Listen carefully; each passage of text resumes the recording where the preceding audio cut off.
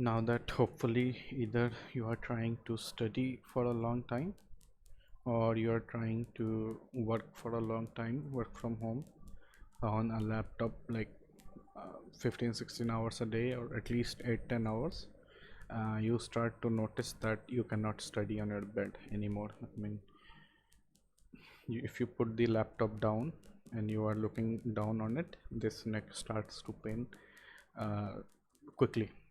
In 1 or 2 hours it starts paining, the back portion starts paining. The other thing is, most people like the student table, a little table that they put on their bed and they put their body against the wall and then try to study. Yeah, that might be good for your back and that might be good for your neck, but that is horrible for your legs in the long run. Keeping those into mind, the best thing is basically a table and a chair, and that is what you should try to get. The least that you should try to get is something like this. You do not need to have two mouse. I am just testing, that's why I have two mouse. You need to have something that first puts your screen directly in front of your eye. So this picture was taken as I am sitting here. It was taken in the direct, so as you can see, the screen is just straight, and the middle part of the screen is just where my eye line is. So it is in my eye line, and this is where the screen should be, so that your neck doesn't start to pain. If it is below, if it is higher, it will start to pain. That is the reason I shifted my TV that I got from higher up to the eye level. It looks weird, but it doesn't pain the back neck.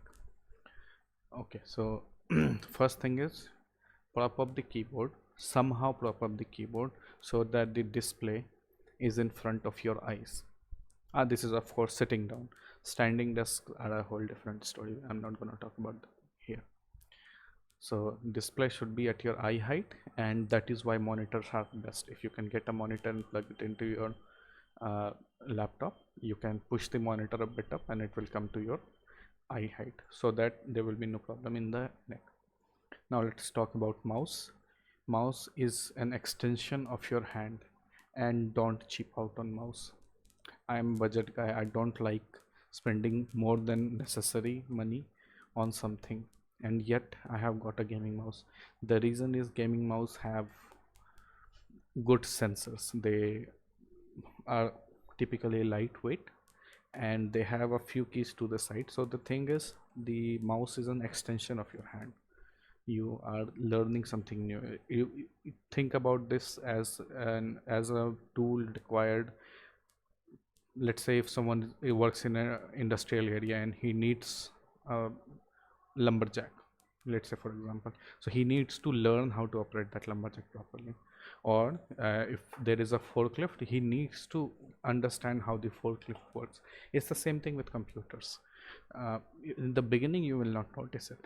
In the beginning you won't see a difference between a gaming mouse and a normal cheap mouse, but in the long run you will notice it. Okay, this will start to work.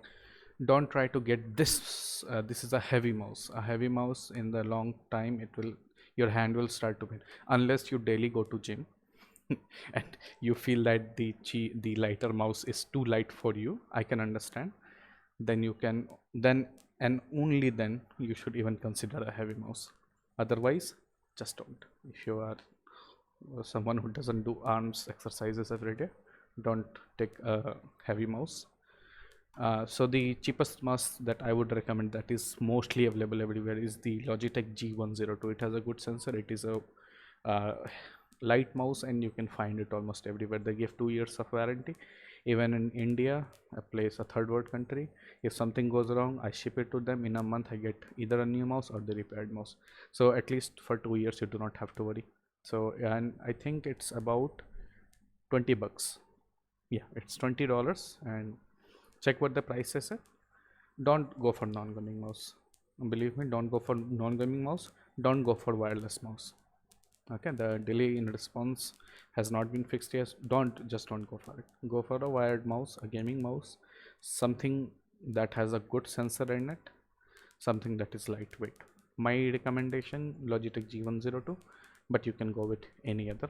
Just make sure it has a high polling rate, it is lightweight, and it fits your hand comfortably. Okay, and that in most countries you don't know if it will fit your hand properly unless you have ordered it. So if you are going to order the cheap Logitech G102. Okay. Moving ahead. Oh, this is for non-gaming. The mouse is very good. You can also use it in gaming for flicks and all those, but this is about non-gaming study. Now moving on to keyboard. Any non-mechanical keyboard, the effort it requires you to type on that for a long period of time, you will not realize it right away, but your fingers will start to pain if you are working on a non-mechanical keyboard. Any membrane keyboard, any mechanical type keyboard, any laptop keyboard which is not mechanical, only the most expensive ones are mechanical, your fingers will start to pain. That is the reality of it. Even though you will see, if you go and check the you know actual force that is required to push a mechanical keyboard, it might be higher than a keyboard, but the amount of travel you get while pushing down the keys, it it matters. Okay, I have tried typing all day on a non-mechanical keyboard and on a mechanical keyboard. On mechanical keyboard, at the end of the day, my hands are not paining. Okay, that is the main difference about the keyboard and your hand. It has to be 90 degrees, almost 90 degrees. So the table is set in such a way, table should be set in such a way that your hands actually, you know what, let me find a picture online, that would be much better. Yeah, I found it. I mean, you must have seen this somewhere, you must have seen this. So the first thing, the monitor, I talked about it. Yeah, I was talking about this. So the hand is 90 degrees. I think you can see my mouse. So the hand is like this, 90 degrees. So the height of the table, it should be such that while you sit on your chair, and also while sitting on your chair, the chair should be like this also, so that your feet touch the ground. It is neither too up, neither too high, so that this also makes a 90-degree. And this thing, the arm and the hand, it has to be L shape.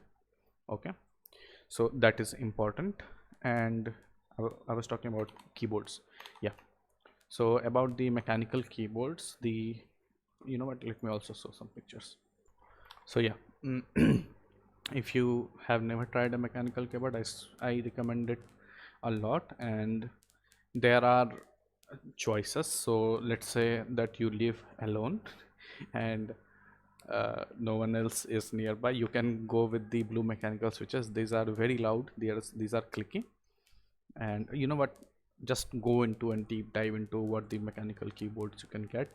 Yeah, let me just say this about clicky. The clicky blue mechanical keyboards are the best if you are going to type for a long time. Okay, might not be the best for gaming, it is still good for gaming, but it is for mainly for typing. And this is the keyboard that makes this sound you have, which you have heard, which is what they are known for. Yeah. In I don't want to get deep into it. Get blue, it will make sound. Get brown, it will feel like a blue, but it will not make that much sound. If you are uh, outside India, basically anywhere, if you can find the Cherry MX blues, that's the best. Cherry MX blue switches in a keyboard, that's the best, but usually they are expensive. Now that the other companies are allowed to copy the mechanical thing, the second best thing is Otemu switches. Otemu switches are the cheaper alternatives. Get it from any vendor that will give you a guarantee on those, because uh, in cheap ones they won't last that long. Try to get mechanical try to get a Cherry MX blue switches if you are confused. And they are expensive. I think it was 40 or 50 bucks for the gigabyte keyboard. The Cherry MX, that was the cheapest one, and the one I have right now, it's like 20 bucks. So if you have money, go for Cherry MX blue. If you do not have money, go for Otemi blue.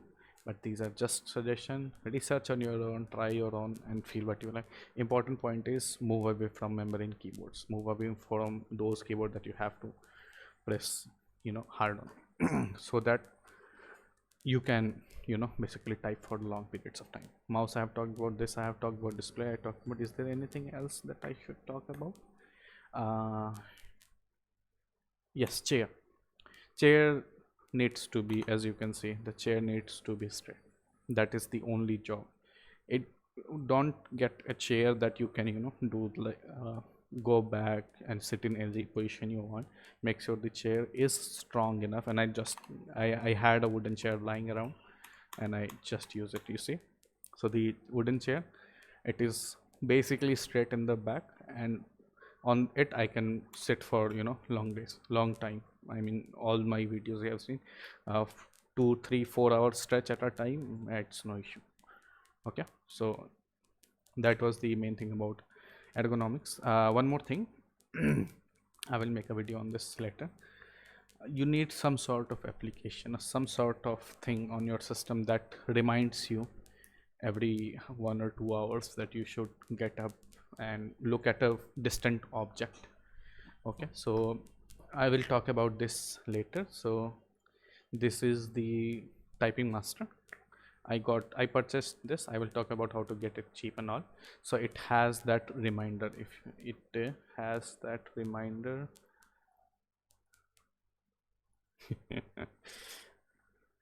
never mind. And it also has this. So it also keeps telling me, reminding me. You know what? I will talk about it later.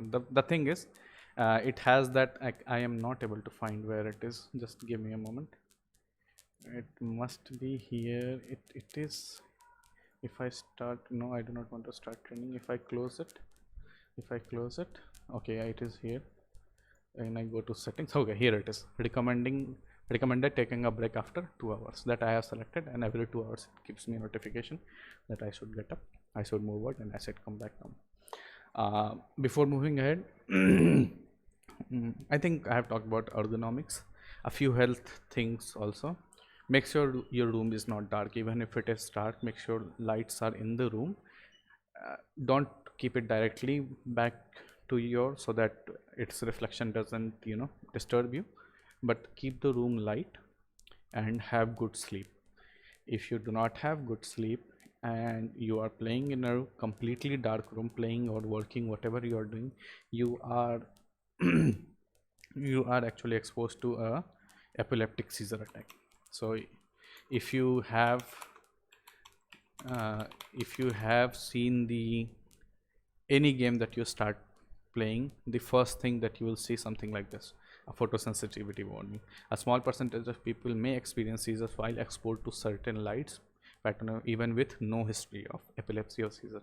Any game that you play, I mean, I think it should have photosensitivity warning. Yeah, so this is the photosensitivity warning for